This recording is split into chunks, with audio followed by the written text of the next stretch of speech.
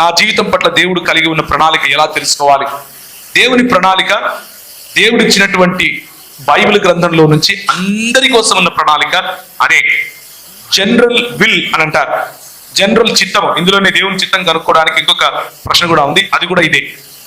దేవుని చిత్తము అన్నది జనరల్ గా రివీల్ అయినటువంటి, అందరి మానవులకు ఉపయోగపడే 66 పుస్తకాలు అయినటువంటి బైబిల్ గ్రంథంలోనే ఉంది. ఈ జనరల్ చిత్తము ఏంటి? ఆయన యందు నిలిచి ఉండటం. ఆయన యందు నిలిచి ఉండటం అంటే ఏమిటి?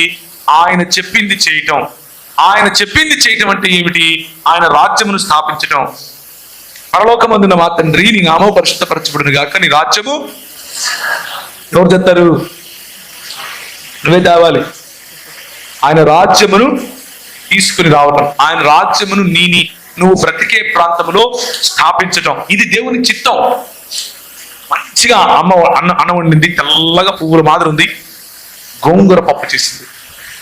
గోంగూర పప్పులో పక్కనే కొంచెం నిమ్మ చట్నీ వేసింది. ఆ నిమ్మ చట్నీలో వేడి వేడి అన్నంలో అమ్మ తీసుకొచ్చి నెయ్యి వేసింది. ఇప్పుడు పెట్టుకుని ప్రభువా నేను తినాలా వద్దా అని ప్రార్థన చేస్తావా? ప్రార్థన చేస్తావా? ఎందుకు? ఆకలి అవుతుంది, అన్నం ఉంది, తినాలా, అంతే. అది దేవుని చిత్తం కూడా. కానీ మీ నాన్న ఉన్నాడు, అదే అన్నం, అదే పప్పు, అదే నిమ్మ చట్నీ, అదే నెయ్యి, కానీ నాయనకు షుగర్ ఉంది. అమ్మ ఏమంటది? జరాగు అంటది. అవునా కాదు? ఎందుకు? షుగర్ ఉంది కాబట్టి. సందర్భాన్ని బట్టి, మనమున్న సిచ్యువేషన్ని బట్టి దేవుని చిత్తంలో మనము వెసులుబాటు వెతుక్కోవాలి. భోజనం చేయటం దేవుని చిత్తం, కానీ మనకున్న సందర్భాన్ని బట్టి దాన్ని ఎంత చేయాలి అన్నది దేవుడిచ్చేటటువంటి జ్ఞానం చేత మనం తెలుసుకోవచ్చు. అర్థమవుతుందా? చాలా ఈజీ.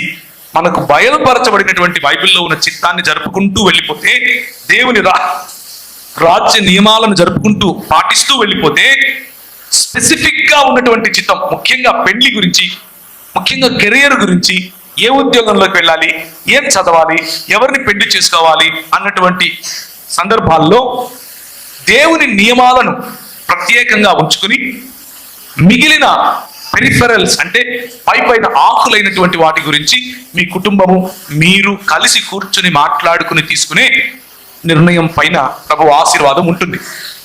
అంతేగాని దేవుని చిత్తం కట్నం తీసుకోవడం కాదు. అది మాత్రం తీసుకుంటాను, కానీ దేవుని చిత్తం కావాలి. దేవుని చిత్తంలో కులం లేదు, నాకు నా కుల పోడే కావాలి. దేవుని చిత్తంలో ఒక పురుషుడిని పెళ్లి చేసుకోకూడదు, ఒక పురుషుడు స్త్రీనే పెళ్లి చేసుకోవాలి. నేను ఒక పురుషుడిని పెళ్లి చేసుకుంటాను, దేవాన్ని చిత్తం చెప్పంటే అది కుదరదు. మన కర్మ ఏంటంటే ఈరోజు ఇది కూడా చెప్పాల్సి వస్తా ఉంది. ఎందుకంటే సుప్రీంకోర్టు చెప్పింది కదా, మన దేశంలో పురుషుడిని పెళ్లి చేసుకోవచ్చు, స్త్రీని పెళ్లి చేసుకోవచ్చు అని బైబిల్ గ్రంథము దానికి ఒప్పుకోదు. అది దేవుని చిత్తానికి వ్యతిరేకం, సహజత్వానికి వ్యతిరేకం.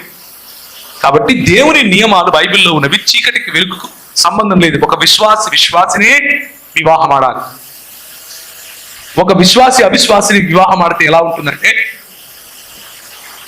ఇప్పుడు నువ్వు పైన ఉన్నావమ్మా, దీనిపైన ఉన్నావు, నువ్వు కింద ఉన్నావు, నువ్వు దారం వేసావు తాడు, నువ్వు ఆమెను లాగడం ఈజీనా, నువ్వు ఈమెను లాగడం ఈజీనా? కిందున్నోళ్ళు పైన వాళ్ళని. పెండిల్లో కూడా ఇదే జరుగుతుంది. ఆత్మీయంగా నువ్వు ఎక్కడున్నావు?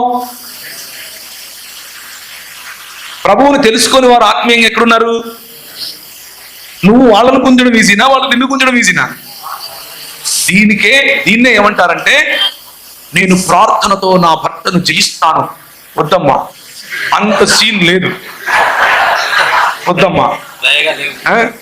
ముందు పెళ్లిని జయించు, తర్వాత భర్తను జయిద్దులే.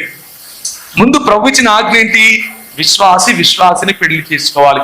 నా ప్రార్థనతో విశ్వాసినే చేసుకుంటానని చెప్పు. ఓకేనా? అలాగే అన్నా మిస్ అయిపోతుందన్నా, ఏం లేదన్నా, నేను పెళ్లి కోసం ఎట్లయినా సరే బాప్తిసం ఇప్పిస్తానా. ఎవరికి కావాలనైనా నీ బాప్తిసము?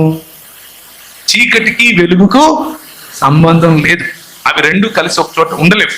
ఒకవేళ చేసుకున్నా మీరు భవిష్యత్తులో మీ ఐడియాలజీస్ డిఫరెంట్ కాబట్టి, పిల్లల విషయంలో, పరిచర్య విషయంలో, ఆత్మీయ ఉన్నతి విషయంలో, భయంకరమైనటువంటి మీరు స్ట్రగుల్ గుండా వెళ్ళాల్సి ఉంటుంది. కాబట్టి అటువంటి నిర్ణయాలు తీసుకొని దేవుడు నాకు ఇలా రాశాడు అని కళ్ళబొల్లి మాటలు చెప్పకండి. దేవుడు ఏమి రాయడు, మీరు రాసుకొని దేవుని పేరు చెప్పకండి. ఓకేనా? అటువంటి ప్రయత్నం చేయకండి, అది మంచిది కాదు. సో దేవుని చిత్తము తెలుసుకోవటం, బైబిల్ నియమాలను అనుసరించి నడుస్తూ ఉన్నప్పుడు దేవుడు పర్టికులర్ సిచ్యువేషన్స్ లో పెద్దల ద్వారా, తల్లిదండ్రుల ద్వారా, సంఘ పెద్దల ద్వారా, స్నేహితుల ద్వారా, వాక్య ధ్యానము ద్వారా, పరిశుద్ధాత్మని నడిపింపు ద్వారా మీకు తెలియజేస్తాను. ఇది పాసిబుల్. కౌన్సిలింగ్ పాసిబుల్, సంఘ పెద్దల ప్రార్థన పాసిబుల్. వీటన్నిటి ద్వారా దేవుని చిత్తాన్ని కనుగొనే అవకాశం ఉంది.